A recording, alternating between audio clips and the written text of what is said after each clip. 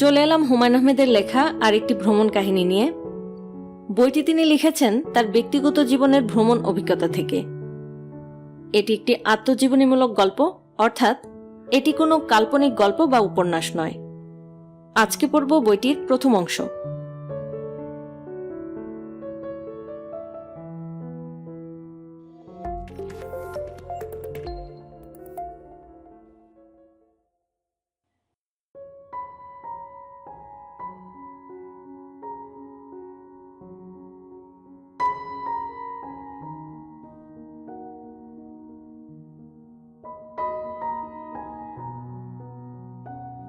শ্যামদেশের আমি নাম দিয়েছি গা টেপাটেপির দেশ। যে দেশের প্রধান পণ্য মাসাজ, সেই দেশের এই নাম খুব খারাপ নাম না। থাই মাসাজ পৃথিবীর সেরা বলে কোনো জাতি অহংকার করতে পারে, এই ধারণাই আমার ছিল না। সব নাকবোচা জাতির কাছে কি এই দলাইমলাই অতি গুরুত্বপূর্ণ? খাড়া নাকের মানুষদের মধ্যে তো এই প্রবণতা নেই। মঙ্গোলীয় জাতি ঘোড়া নির্ভর ছিল। ঘোড়াকে প্রতিদিন দলাইমলাই করতে হতো। ব্যাপারটা কি সেখান থেকে এসেছে? ঘোড়ায় চড়ে দীর্ঘ পথ পরিক্রমায় শরীর ব্যথা, সেই ব্যথা সারাবার জন্যে মাসাজ। ঘোড়ায় চড়ে দীর্ঘ পথ পরিক্রমায় তার দলাই মশাই রেখে গেছে। ব্যাপারটা কি এরকম? পাখি চলে গেছে, কিন্তু তার পালক রেখে গেছে।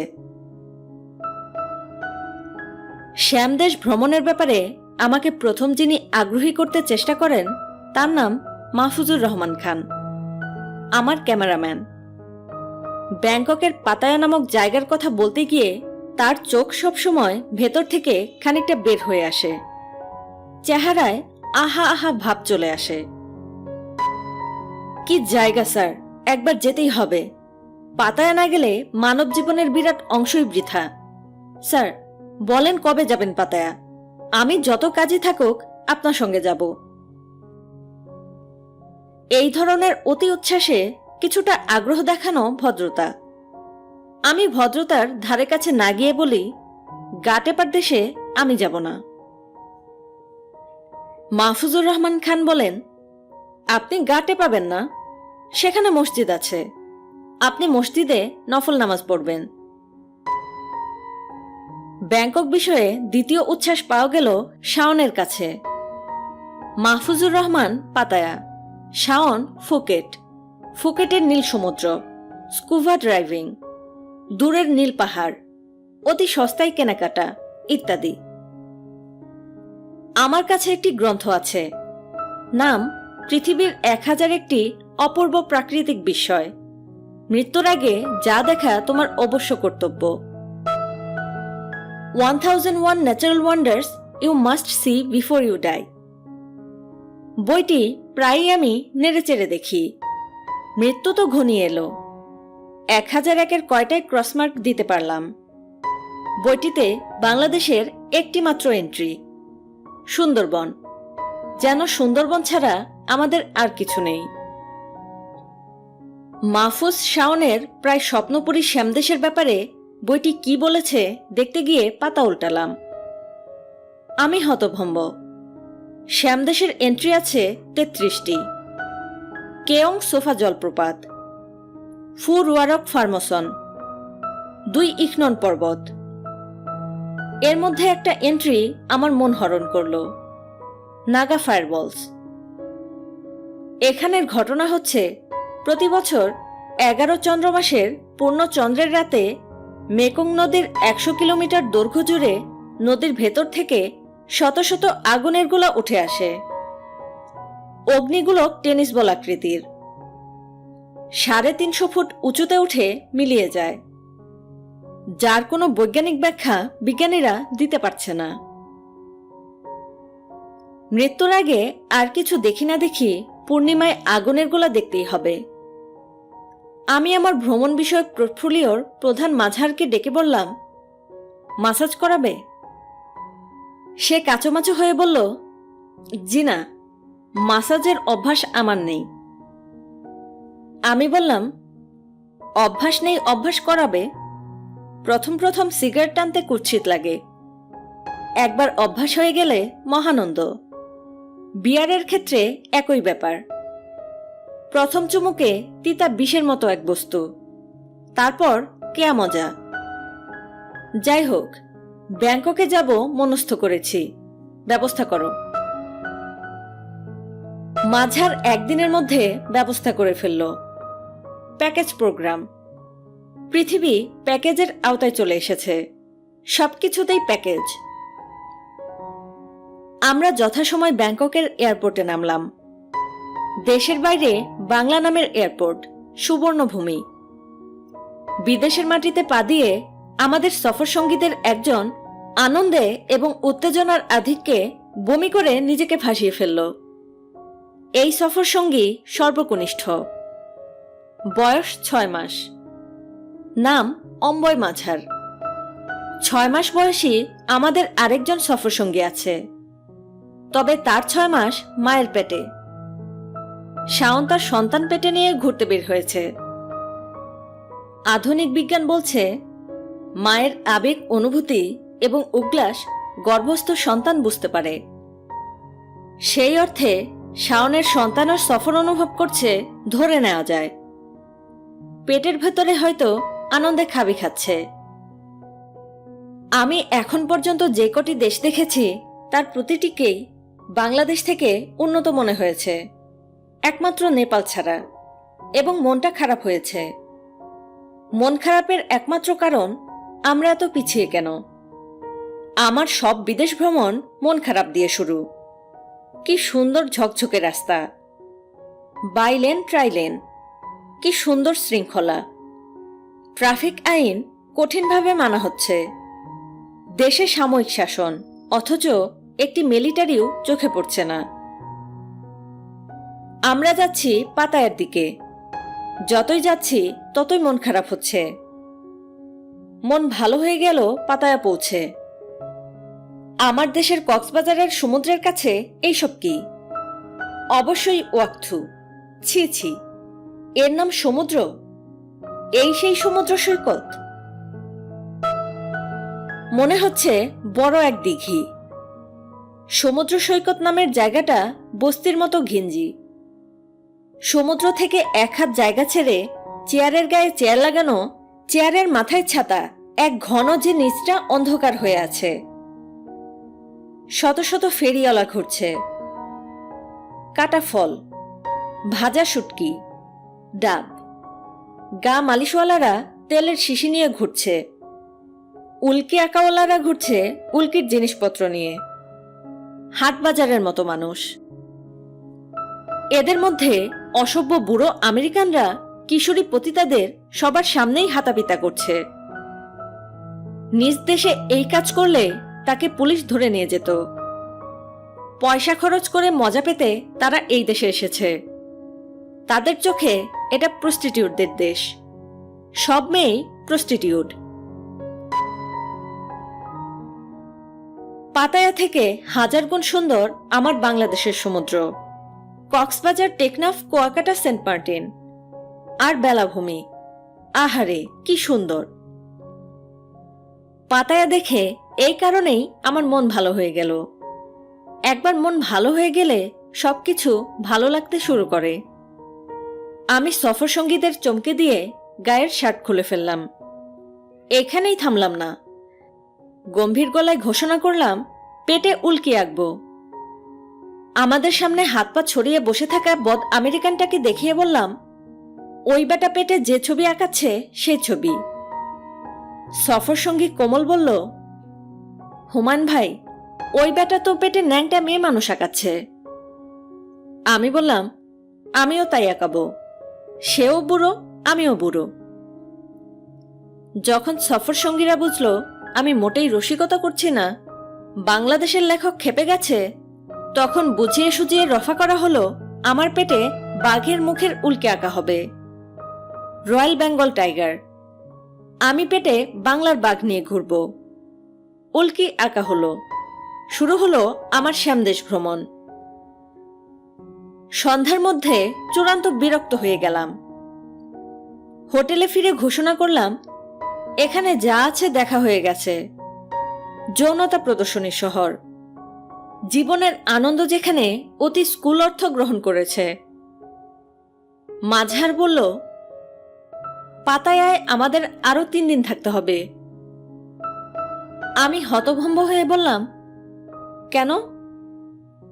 সে বলল, আমরা প্যাকেজে এসেছি, প্যাকেজে এখানে 3 দিন থাকার কথা। আমি বললাম, 3 দিন আমি কি করব? সবাই মুখ চাওয়াচাই করছি। আসলেই তো 3 দিন কি করা যাবে? দ্বিতীয় দিন একই জায়গায় শুরু হলো, একই দৃশ্য, প্রাণহীন সমুদ্র, অতিরিক্ত প্রাণময় ইউরোপের বুড়োর দল, তরুণী থাই মেয়েদের সঙ্গে লটকালুটকিতে যারা অসম্ভব পারঙ্গম। আমাদের দলে মহিলা আছে 2 জন, শাওন এবং মাঝারের স্ত্রী স্বর্ণা। তারা শপিংয়ে বের হলো, ফুটপাত শপিং। তারাও যথেষ্ট বিরক্ত হলো। প্রতিটি দোকানে একই জিনিস, বাংলাদেশের মতো অবস্থা। একটি জাতির মানসিকতা নাকি তাদের তৈরি খেলনা থেকে পাওয়া যায়। পথের দুপাশে কিছু দূর পরপরই রবারের যৌনাঙ্গ নিয়ে লোকজন বসে আছে, বিক্রি হচ্ছে। অদ্ভুত এই খেলনা দেখে মাঝার পুত্র অমিয় কেনার জন্য ঘ্যান ঘ্যান শুরু করে বাবা মা 2 জনের হাতেই মার খেল। বেচারা মার খাওয়ার কারণ বুঝতে পারল না। তার মন পড়ে রইল অদ্ভুত ওই খেলনায়। সন্ধ্যাবেলায় ওয়াকিং স্ট্রিট নামের এক রাস্তার পাশের রেস্টুরেন্টে সবাই বসে আছে। আমি ব্যক্তিগতভাবে শঙ্কিত, আরো 2 রাত কাটাতে হবে এই ভেবে। মন থেকে শঙ্কা দূর করে আনন্দে আছি এমন এক ভাব করার চেষ্টা করছি। আমাদের একজন সফর সঙ্গী আর্কিটেক্ট ফজলুল করিম শুধু অনুপস্থিত। বেচারার মন খারাপ, তার স্ত্রী তাকে ছেড়ে গেছে। স্ত্রীকে নিয়ে এই পাতায়াতে সে অনেকবার এসেছে, এবার সে এসেছে একা। বাকি সবাই এসেছে সস্ত্রীক, ব্যক্তিগত পারিবারিক আনন্দ থেকে বঞ্চিত। প্রায়ই দেখি সে দল ছেড়ে একা ঘুরছে। আমাদের খারাপই লাগে। আজ সে আমাদের চমকে দিয়ে হাসি মুখে উপস্থিত হলো। তার সঙ্গে অতি রূপবতী এক থাই কন্যা, মায়াময় চোখ, উজ্জ্বল গাত্রবর্ণ, মাথা ভর্তি ঘন কালো চুল। জানা গেল করিম এই বান্ধবী জোগাড় করেছে। সে এখন থেকে করিমের সঙ্গেই থাকবে। প্রতি রাতে তাকে 500 বাদ দিতে হবে। আমি অবাক হয়ে মেয়েটির নিষ্পাপ মুখের দিকে তাকিয়ে রইলাম। দলের সবাই মেয়েটির সঙ্গে ভদ্র ব্যবহার করল। আমরা ভাব করলাম যেন সে করিমের দীর্ঘদিনের চেনা কোনো তরুণী। কিছুটা সময় আমাদের সঙ্গে কাটাতে এসেছে। মেয়েটিও সহজ স্বাভাবিক। 6 মাসের অম্বয়কে কোলে নিয়ে আদর করছে, গল্প করছে। এর মধ্যে মাঝার পুত্র এক খেলনা কিনে নিয়ে এলো, রিমোট কন্ট্রোলের গাড়ি। কিছুক্ষণ চলে, তারপর তালগোল পাকিয়ে যায়, আবার চলে।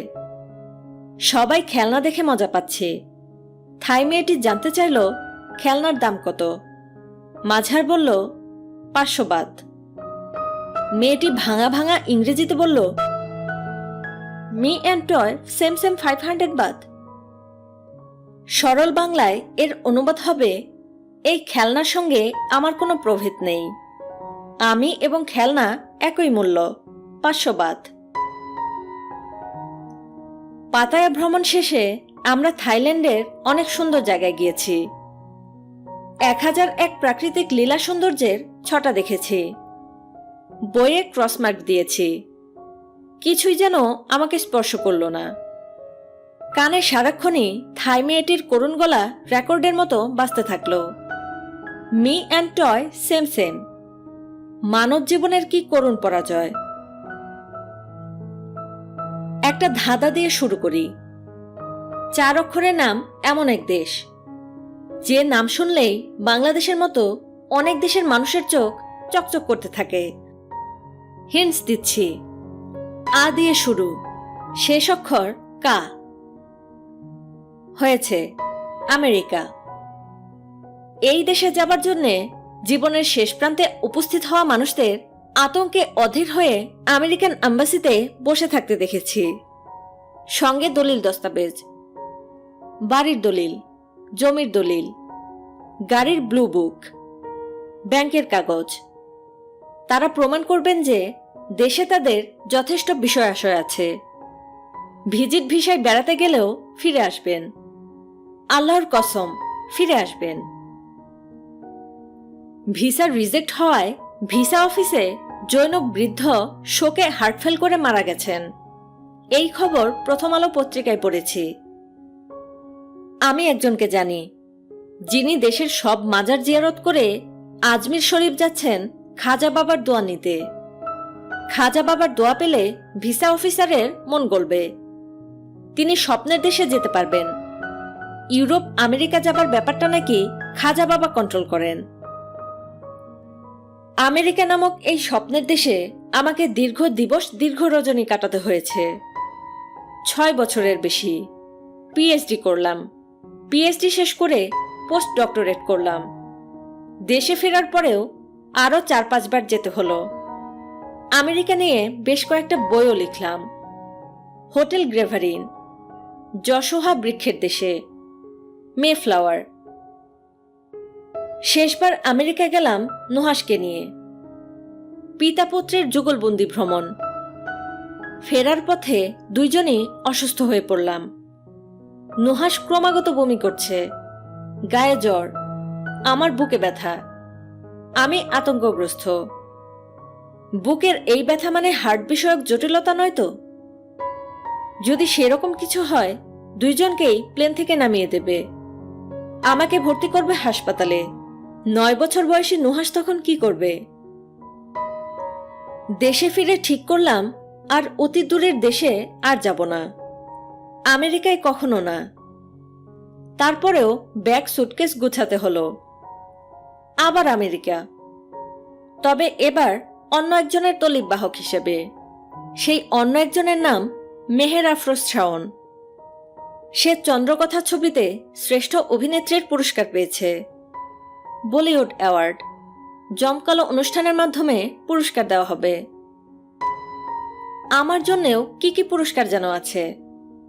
পুরস্কার নেবার জন্য আমেরিকায় যাবার মানুষ আমি না, আমি যাচ্ছি শাওনের জন্য। পরিষ্কার বুঝতে পারছি শাওনের নতুন দেশ দেখার আগ্রহ যেমন আছে, পুরস্কার নেবার আগ্রহও আছে। এখন বিদেশে পুরস্কার বিষয়ে কিছু কথা বলি। বেশ কয়েক বছর ধরে এটা শুরু হয়েছে। লন্ডন, আমেরিকা এবং দুবাইয়ে পুরস্কার প্রদান অনুষ্ঠান হয়। শ্রেষ্ঠ গায়ক, শ্রেষ্ঠ গায়িকা, শ্রেষ্ঠ নৃত্যশিল্পী, শ্রেষ্ঠ নায়ক, শ্রেষ্ঠ নায়িকা, অনেক ক্যাটাগরি। বড় হল ভাড়া করা হয়, টিকিট বিক্রি করা হয়।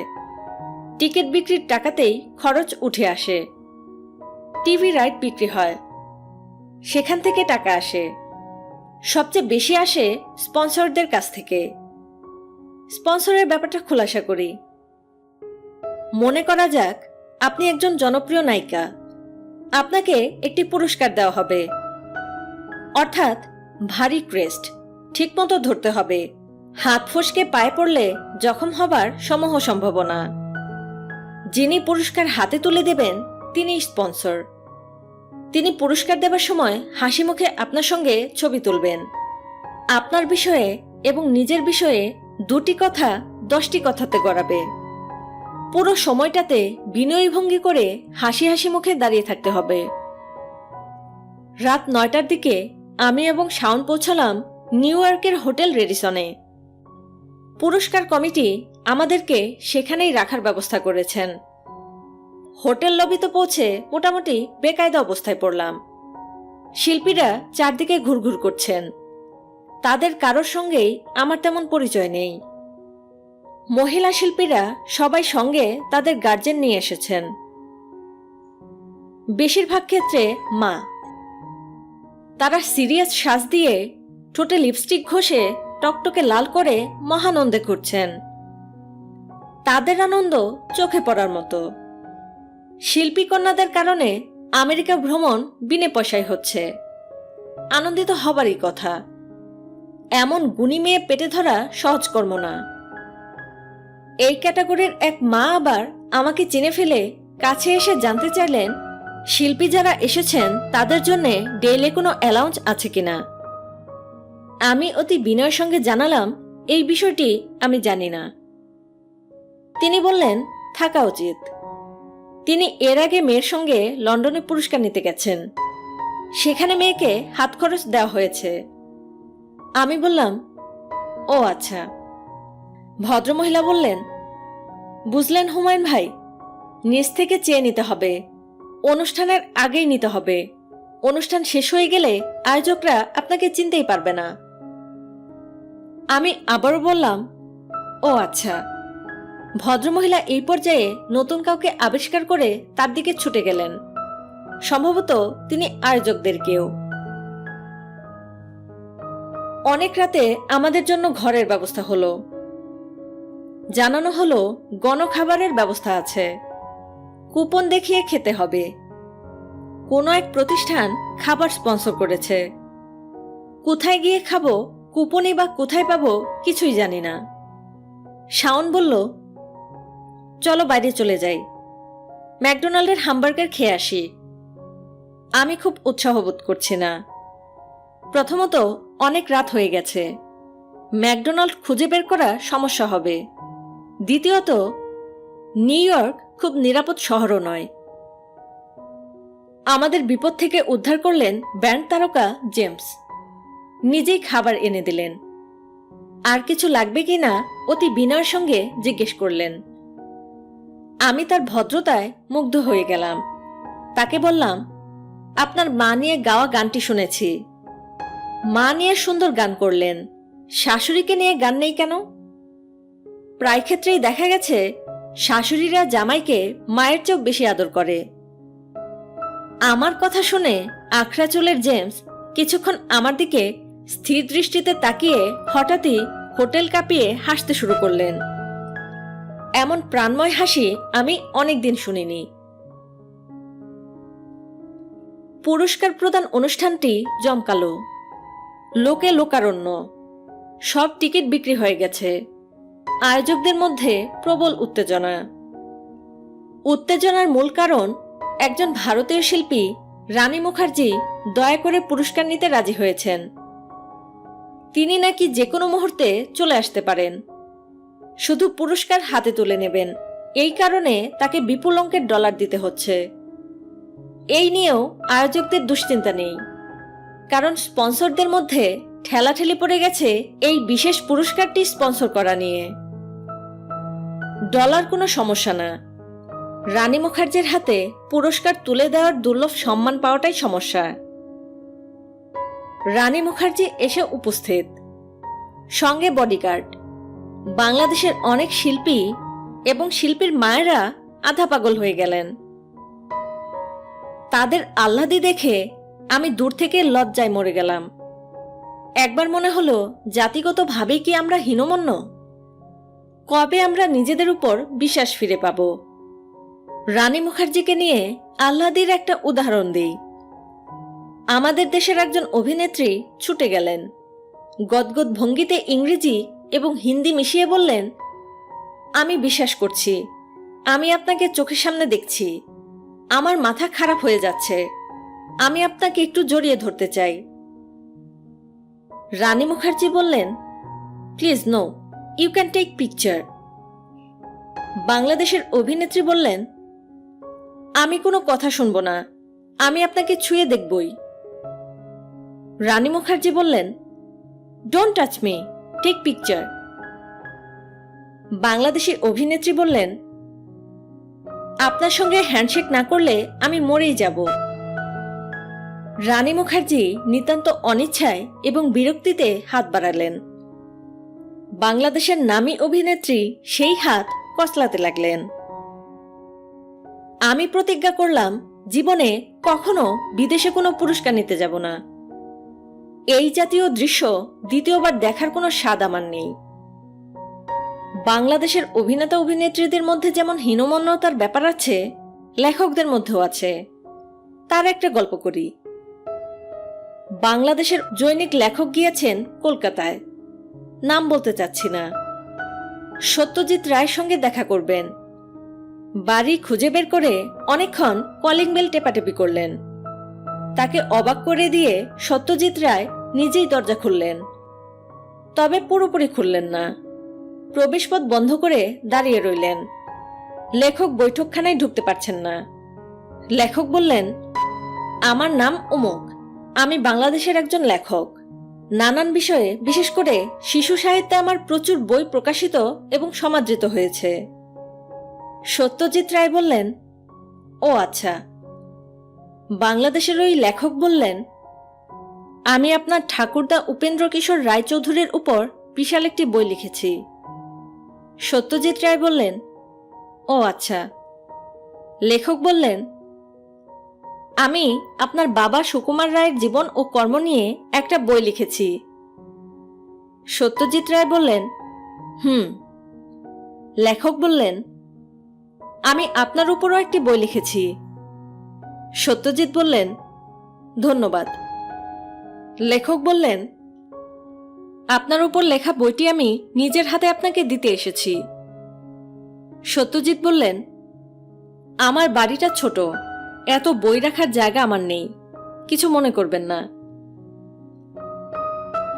সত্যজিৎ রায় ঘরের দরজা বন্ধ করে দিলেন। আমি এই গল্পটি অনেকের কাছে শুনেছি। সর্বশেষ শুনেছি প্রথম আলো পত্রিকার সাজ্জাদ শরীফের কাছে। যারা বাংলাদেশের ওই লেখকের নাম জানতে আগ্রহী তারা সাজ্জাদ শরীফের সঙ্গে যোগাযোগ করতে পারেন। স্থান, হোটেল রেডিসনের ঘর। সময়, সকাল 10টা। হোটেলের রুম সার্ভিসকে টেলিফোন করেছি নাস্তা দিয়ে যাবার জন্য। নিজের টাকা খরচ করে খাবো, আয়োজকদের উপর ভরসা করব না।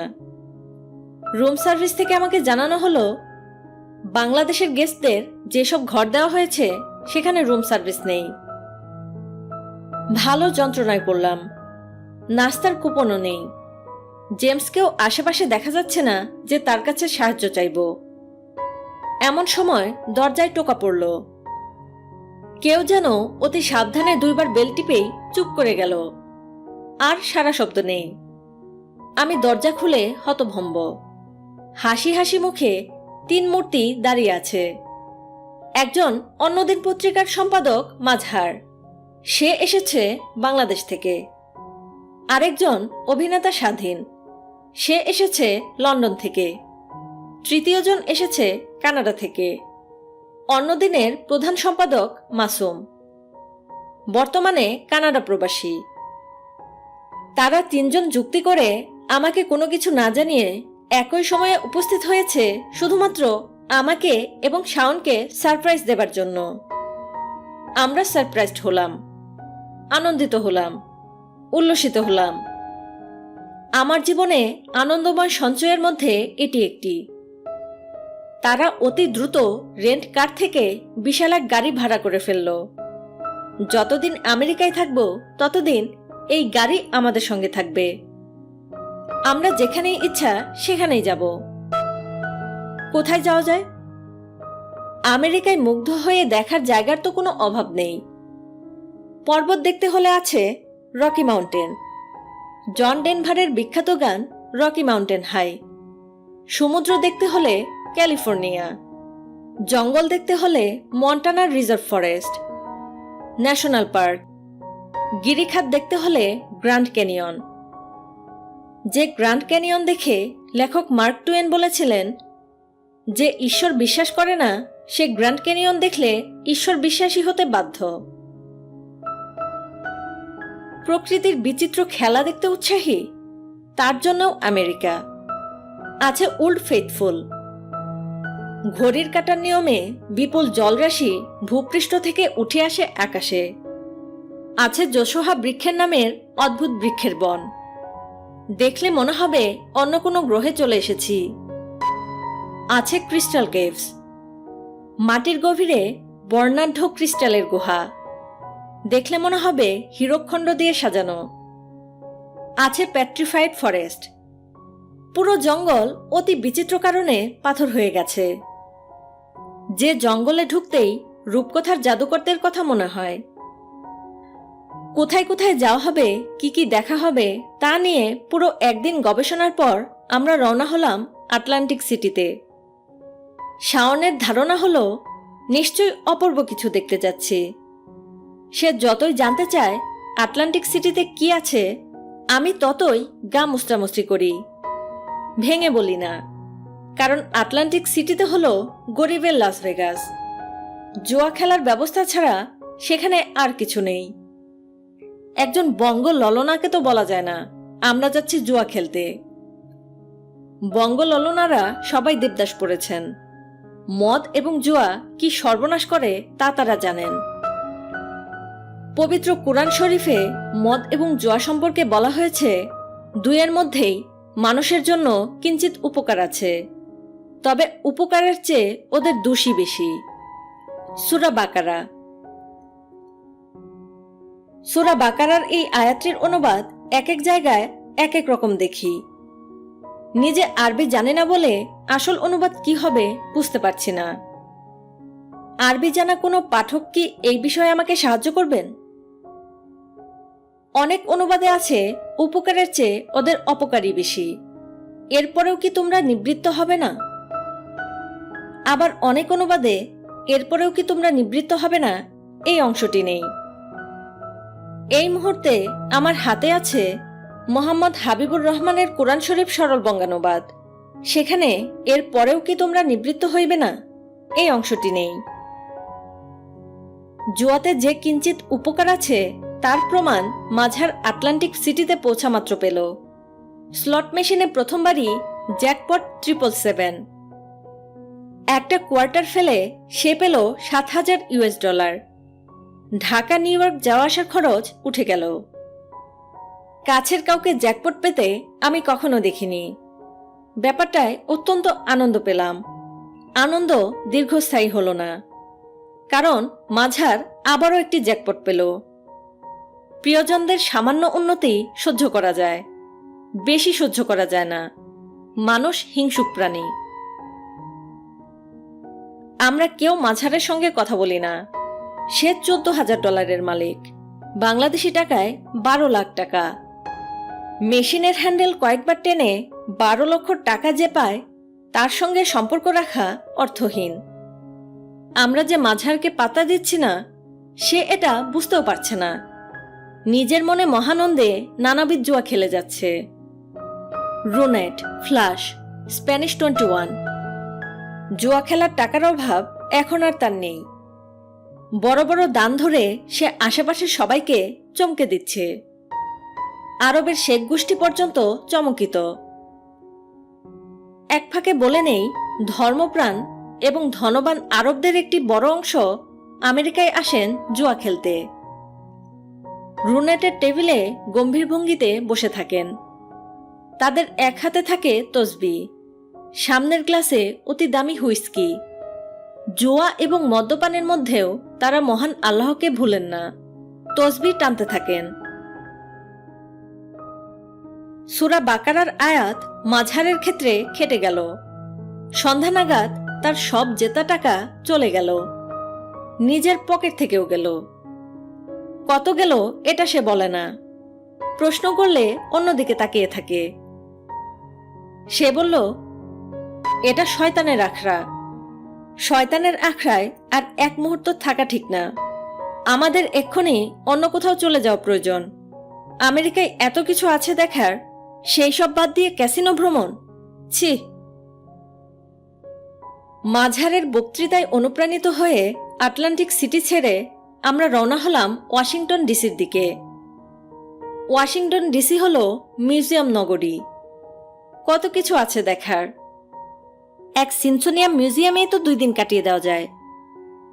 সেখানে আছে রাইট ব্রাদার্সের বানানো প্রথম বিমান, যে লুনার মডিউল চাঁদে নেমেছিল সেই লুনার মডিউল। চাঁদের পাথর, যে পাথরে হাত রেখে ছবি তোলা যায়। আমাদের গাড়ি হাইওয়ে দিয়ে ছুটছে। ঘন্টা 2 পার হয়েছে। হঠাৎ আমাদের মনে হলো গভীর রাতে আমরা ওয়াশিংটন পৌঁছাবো। হোটেল ঠিক করা নেই। সমস্যা হতে পারে। সঙ্গে মেয়ে ছেলে আছে, অর্থাৎ শাওন আছে। মেয়ে ছেলে না থাকলে অন্য কথা। তার চেয়ে বরং আটলান্টিক সিটিতে যাই। সেখানে হোটেলে আরামে রাত কাটিয়ে পরে সিদ্ধান্ত নেওয়া হবে। আমরা আটলান্টিক সিটিতে পৌঁছেই ক্যাসিনোতে ঢুকে গেলাম। মাঝার আরো হারল। পরদিন শাওন খুব হইচই শুরু করলো। মেয়েদের বেশিরভাগ হইচই যুক্তিহীন হয়, তারটাই যুক্তি আছে। সে বলল, আমি জীবনে প্রথমবার আমেরিকায় এসেছি, আবার আসতে পারবো কিনা তার ঠিক নেই। আমি কি স্লট মেশিনের জঙ্গল দেখে বেড়াবো, আর কিছুই দেখব না? তাকে শান্ত করার জন্যে পরদিন রওনা হলাম ফিলাডেলফিয়া। ফিলাডেলফিয়াতে ক্রিস্টাল কেভ দেখব, কিছু ভুতুরে বাড়ি আছে, হন্টেড হাউস, সেই সব দেখব। ভূতরা দর্শনার্থীদের নানাভাবে বিরক্ত করে, কিছু কিছু ভূত আবার দৃশ্যমান হয়। আমার অনেক দিনের ভূত দেখার শখ, তার জন্য ফিলাডেলফিয়া ভালো শহর। বিকেলে এক রেস্টুরেন্টে চা খাবার পর মনে হলো টিকিট কেটে ভূত দেখা খুবই হাস্যকর ব্যাপার। ভূত ছাড়া এই শহরে দেখারও কিছু নেই। ক্রিস্টাল কেভও তেমন কিছু না, ঝলমলে কিছু ডোনোমাইট। ঠান্ডা মাথায় চিন্তা করি কোথায় যাওয়া যায়।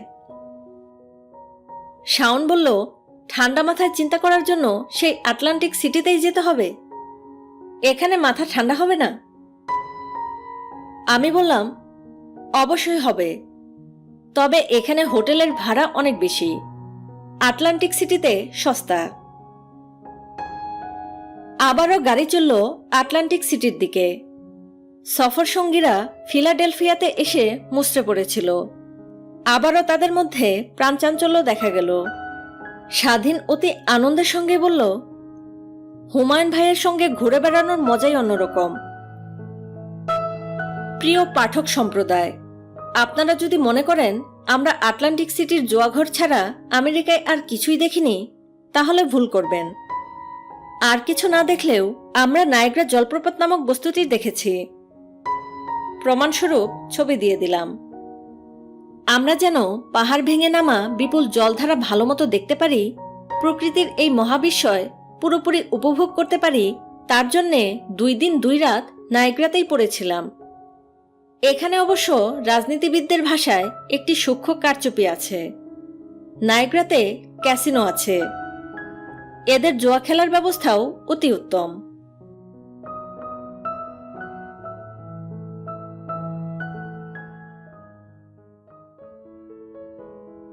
বইটির প্রথম পর্ব এখানেই শেষ হলো। দ্বিতীয় পর্ব এই ভিডিওর ডেসক্রিপশন বক্সে দেওয়া থাকবে। বইটি কেমন লাগছে কমেন্টে জানাবেন।